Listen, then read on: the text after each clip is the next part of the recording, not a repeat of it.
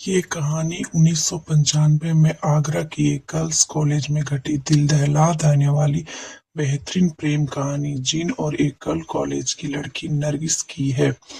नरगिस पढ़ाई में बहुत ही अच्छा था। सुल्तानपुर में ज्यादा सुविधा न होने की वजह से 12th पास करने के बाद वह आगरा की एक गर्ल्स कॉलेज में एडमिशन लिया था।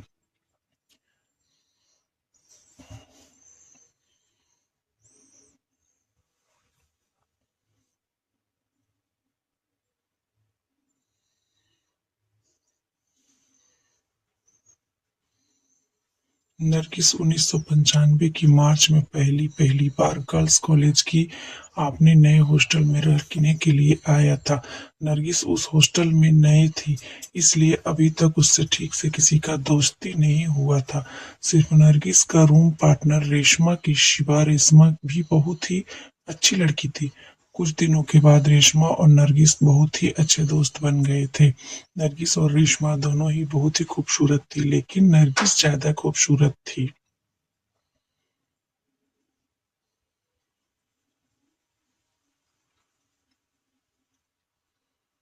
नरगिस की और रेशमा की कमरा 2 माले पर बगीचे के पास थी। कॉलेज की कुछ दिन बीत गए और नरगिस से और भी बहुत लड़कियों की दोस्ती हो गई। एक दिन कॉलेज खत्म होने की बाद रात को एक कुछ लड़की नरगिस के घर में गप्पे शप्पे करने आए।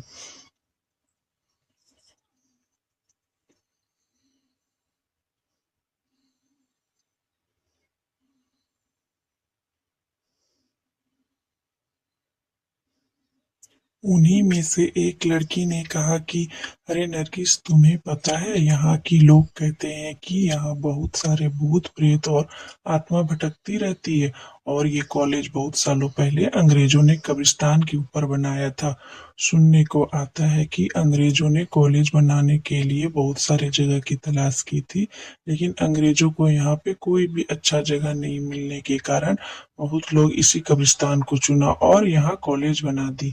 ये कॉलेज और हॉस्टल अंग्रेजों ने सिर्फ लड़की के लिए ही बनाया था, क्योंकि उस समय लड़कियों को अच्छा शिक्षा के लिए कोई अच्छा सुविधा नहीं थी। और वह लड़की ने कहा भी किया, हॉस्टल में कई सारी लड़कियों की अचानक रहस्यमय से मौत भी हो गया है।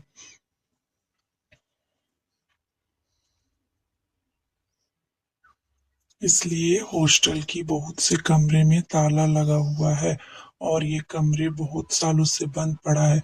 कोई भी इस कमरे को खोलने की दुस्साहस नहीं करता, और हमसे भी कोई भी लड़की आज तक उस कमरे की नहीं गया है।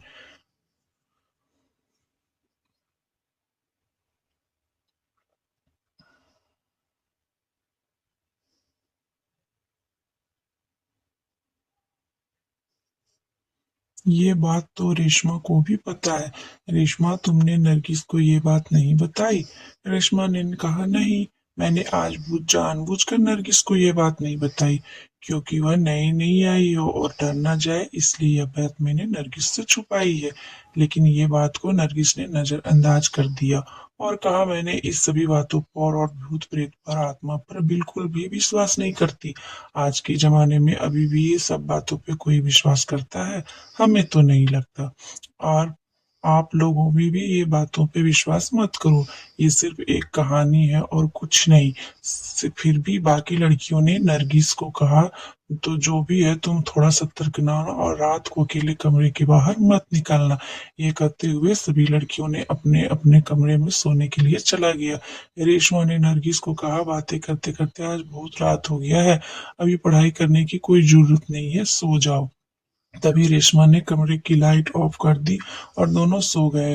नरगिस की बेड खिड़की के पास था और नरगिस ने अपने बालों को नहीं बांधकर खुला छोड़कर सो गया था।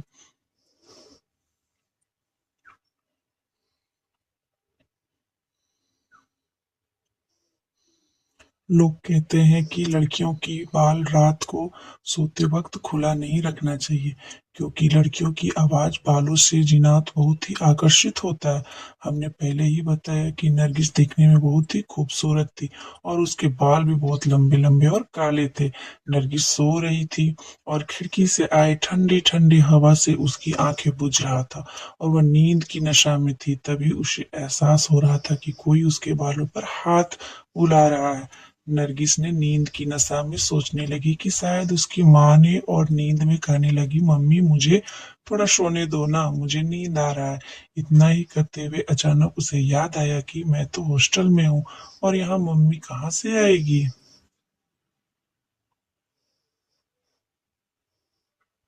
तो कौन है जो मेरे बालों पे अपने हाथ बुला रहा है।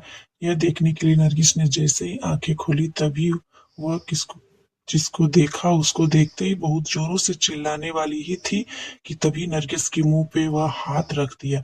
जिसने नरगिस के मुंह पे हाथ रखा था उसने कहा, डरो मत, मैं तुम्हें कुछ नहीं करूंगा। तुम सिर्फ चुप रहो और मैं जो कह रहा हूँ वह सुनो। मैं बहुत तुम्हारे मुंह से अपने हाथ हटा रहा हूँ और तुम बिल्कुल भी नहीं चिल्लाना। नरगिस ने अपनी गर्दन हिलाकर हाँ का इशारा किया और उसने उसका हाथ नरगिस के मुंह से हटा दिया। नरगिस ने उसको देखकर बहुत ही डर सा गई थी क्योंकि वह बहुत कोई जिन्नात था। जिन्नात देखने में काफी बड़ा था और उसका चेहरा बहुत ही भयानक और डरावनी था। पर नरगिस ने बहुत ही हिम्मत करके उससे पूछा, कौन हो तुम। तो उसने कहा, मैं एक जिन हूँ और मैं अपने साथियों से मिलने इसी कब्रिस्तान में आ रहा था। मैं यहाँ से गुजरा वक्त तुम्हें और तुम्हारे सुंदर बाल, लंबे लंबे काले बालों को देखा और ये देखते ही मैं तुम्हारे पास आ गया। पता नहीं क्यों नरगिस ने जिन की बात सुनकर और जिन की आंखों में देखकर उसका डर खत्म हो गया और दोनों बातें करते करते एक दूसरे से अच्छी दोस्ती भी हो गई। लेकिन जिनात ने नरगिस की खूबसूरती और लंबी लंबी घने काली बालों को देखकर पसंद करने लगी। उस दिन के बाद जिनात ने रोज रात की 12 बजे के बाद नरगिस के पास आता और नरगिस की खूबसूरत बालों के साथ खेलने लगता और नरगिस भी उसके आने के इंतजार अपने बालों को खोलकर सोया करती थी। जैसे ही जिनात आता था नरगिस भी उठकर दोनों मिलकर सारी रात बातें करती थी। लेकिन जिनात को नरगिस के अलावा और किसी को नहीं दिखाई देता था। नरगिस की धीमी धीमी बातें रेशमा को भी सुना ही नहीं देता था।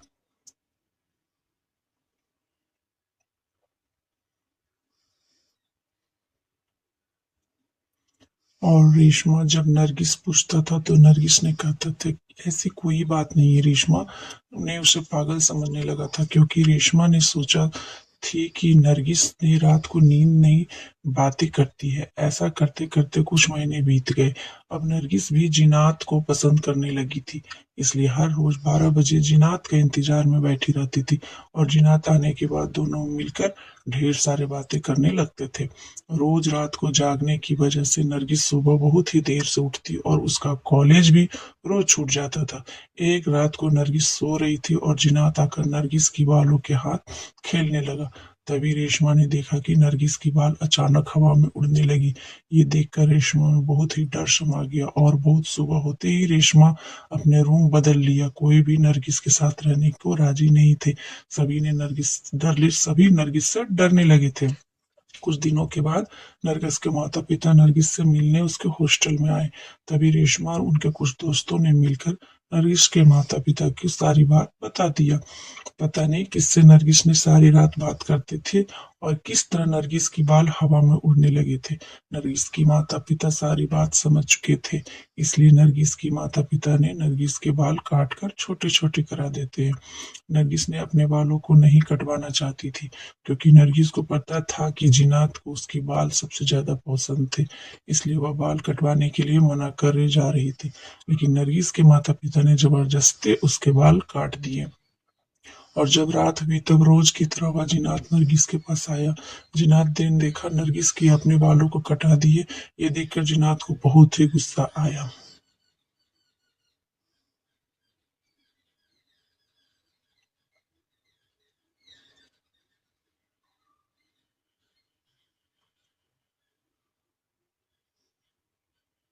और गुस्से में आकर नरगिस को पूरी रात मारता रहा और नरगिस की चीखने की आवाज पूरे हॉस्टल में गूंज रही थी, लेकिन किसी को अंदर आने की हिम्मत नहीं हो रही थी। और जब सुबह हुआ तो हॉस्टल की सभी लड़की ने आकर देखा कि नरगिस पूरी तरह घायल थी और उसके शरीर में काटे हुए का निशान था। ऐसा लग रहा था किसी ने नरगिस के शरीर को ब्लेड से काटा है।